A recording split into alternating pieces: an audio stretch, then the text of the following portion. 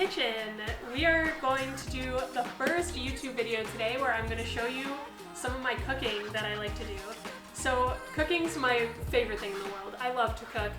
I do not find it work at all preparing a dinner for myself or whoever's around. I love it. It's like a fun creative outlet for me.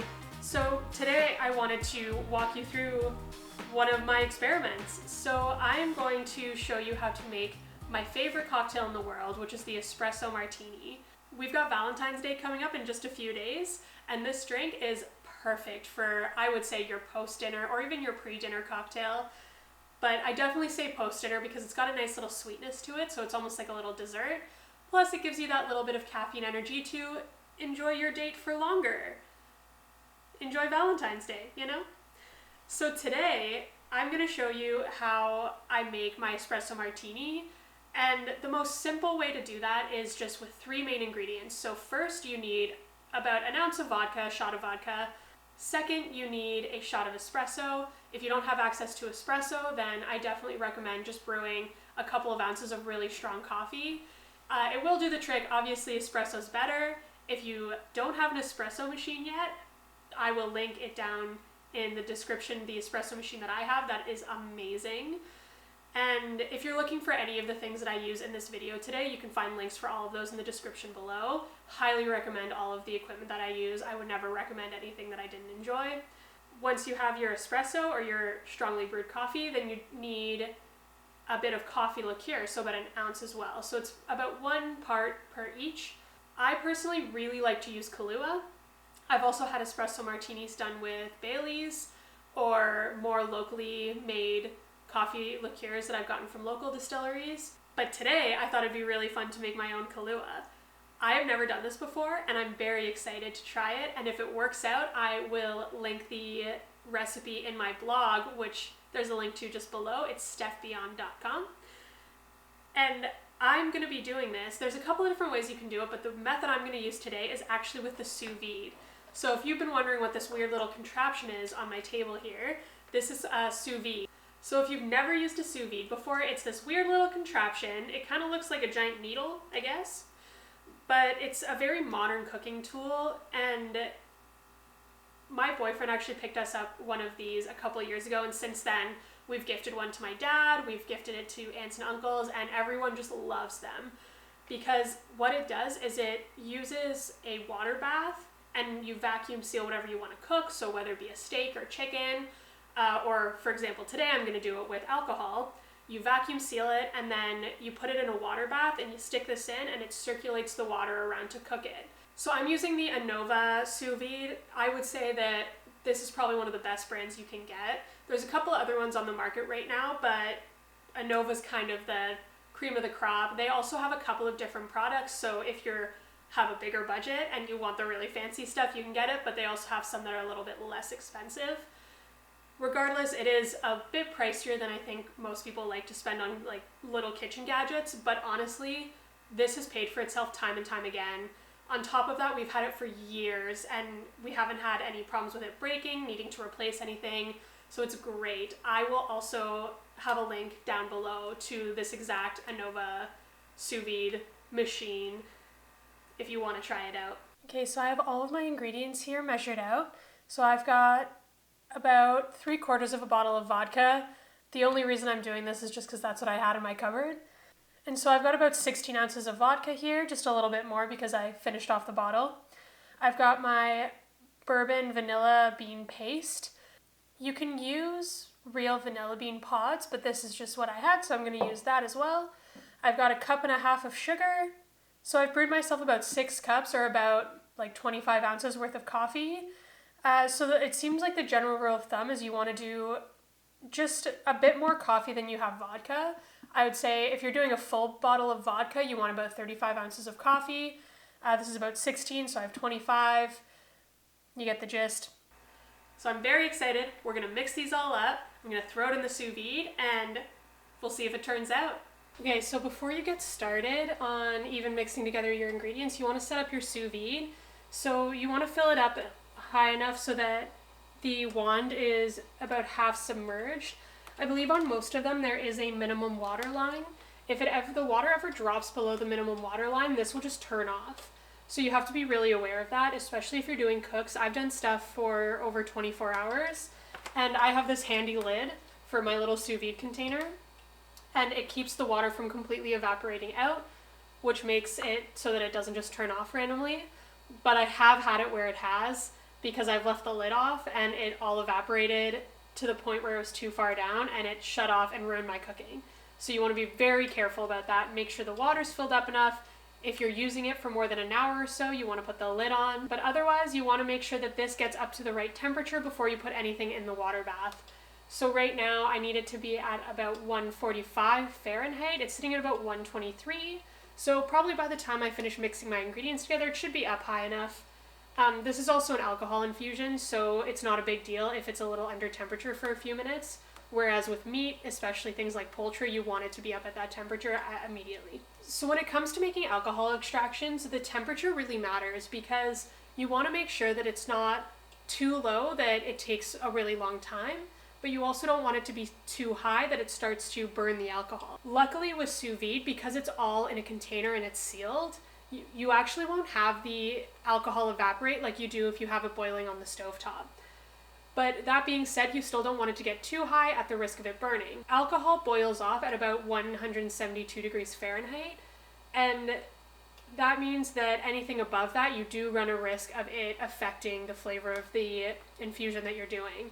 So I've got it set at 145 right now, and that should be good enough. I've done a ton of research on the best ways to make this homemade Kahlua, and it seemed like anywhere between 135 and 150 was kind of the best range. So I don't want this to take longer than a few hours, so I've set it up to 145, and hopefully it'll only take about 3 hours. That's all I'm gonna give it, so we'll see how it goes.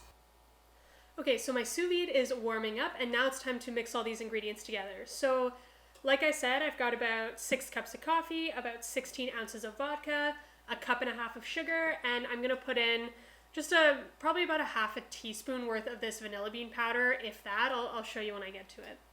So I'm using this cute little jar. It's left over. We got some local apple cider over Christmas, and we got this cute jar with it, and I figured this would be perfect because it's big enough to actually hold all my ingredients, but it also has a nice seal on top of it, and it'll be really cute to store the Kahlua in afterwards, so I won't have to transfer it. So if you don't have a cute little container like this, you can use something like a mason jar, or I've even heard of people using just a Ziploc bag. You just have to make sure to get all the air out so that it doesn't float to the surface. But this one should be heavy enough that even if there's a little bit of air in the top, it should sink naturally, but I'll also throw a bowl full of water on top just to make sure that it weighs it down fully. So to start, I've got this coffee, and what I'm gonna do is this coffee's still a little bit warm, because I just made it. So I'm actually gonna put the sugar in here to dissolve before I even mix anything else together. And it doesn't need to dissolve fully, I'm just doing this to make it easier to put it in there. The heat from the sous vide will make it dissolve.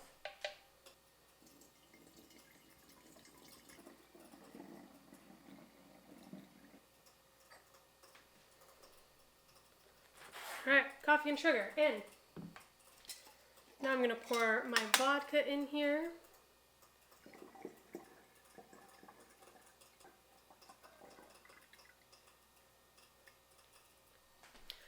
Okay, so now for the vanilla bean paste, you can use an actual vanilla bean pod, but I had some of this, so I figured I might as well just use it, because vanilla is expensive. So one of the best things about the sous vide is actually it will infuse this so strongly with this that you actually need a lot less than you think you would. You also need a lot less of this than you actually would need if you were putting together your Kahlua without the sous vide, because it keeps all the vapors in, it keeps all the flavor in, and it uses heat to extract this flavor. It becomes a lot more potent. So I'm actually just going to take a knife, and I'm going to grab out just like enough to like rest on top of my knife. And I'm just going to put it right in here.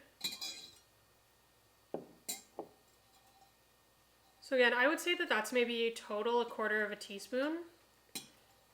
If you really love strong vanilla flavors, by all means add more, but I think this should be good enough for me. Okay, so now I'm going to put this on, So the key with using any sort of container, whether it's a jug like this or a mason jar, is you don't want to screw the cap on so tight that no air can get out, especially because once this starts heating up, any of the steam's gonna come out, and you don't want it to get to the point that it's gonna crack the glass. So what you do is you just put it on and you tighten it with your fingers until you can feel that it's tight, but you don't want to like reef on it like that, if that makes sense. So I'm just gonna put it on like that. All right, so now I'm just gonna make sure all the vanilla bean paste is kind of infused into here.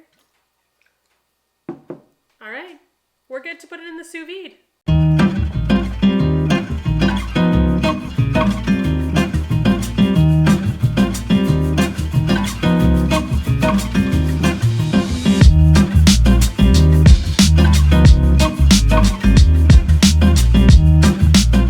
All right, so now she's in, and it's gonna take about 3 hours in here, so I'm gonna leave you.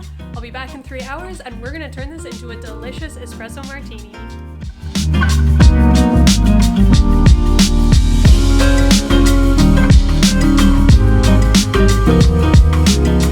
Alright, so here we hopefully have a honest-to-God homemade Kahlua. Alright, so what I've actually done here is I've submerged the Kahlua into a cold water bath just to try to cool it down a bit faster because it's very, very hot. So hopefully this will be good to use in maybe about half an hour, we'll see. Now I'll turn it into martinis. Okay, so I got a little bit impatient waiting for this big jug to cool. So I've got this still sitting in my ice bath over here, but I poured a little bit into a shot glass and stuck this into the fridge so it would cool a little bit faster. Now it's time to make the espresso martini. So I'll walk you through what I have here. So I have my little martini glass, and then I've got my shaker, which with some ice in it, ready to go.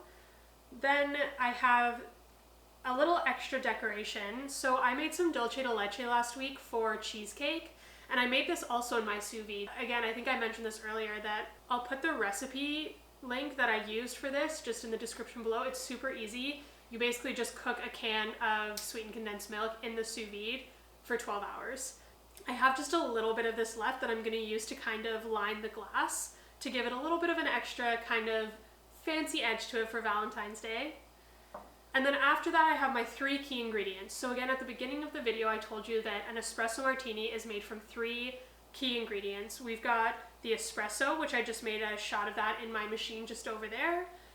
And then I also have this little thing of vodka. So I actually forgot that I used up all my vodka in the actual Kahlua mix. Luckily I found this like teeny tiny bottle of Absolute in the back of my liquor cabinet, so we can make them our espresso martinis today. And then after that I have my coffee liqueur, which we just made. Basically all you have to do is take the shaker, you pour in all of your ingredients.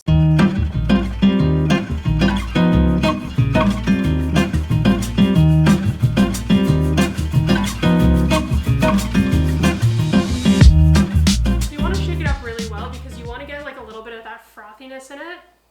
So I heated up my little bit of dulce de leche that I've got.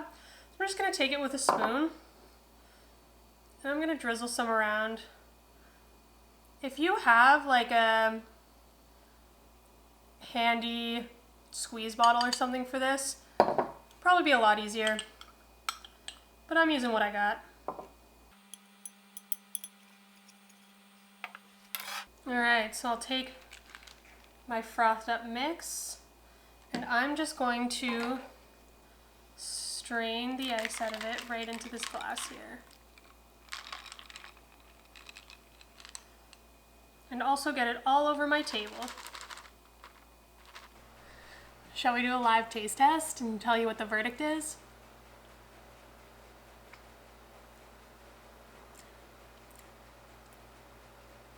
That's really good. So I'm not gonna lie, I tried the Kahlua a little bit before I actually put it in here. So good. I think even if you wanted to drink that over ice, it'd be delicious, but making it into this little martini gives you a little something extra. I would say that the dulce de leche gives this a little bit of a sweetness. If you don't want that much sugar, just leave that out. And if you want a little more sweetness, you can always add a bit of extra simple syrup into the shaker when you shake it up and mix it. But for me personally, I think this is delicious. Cheers!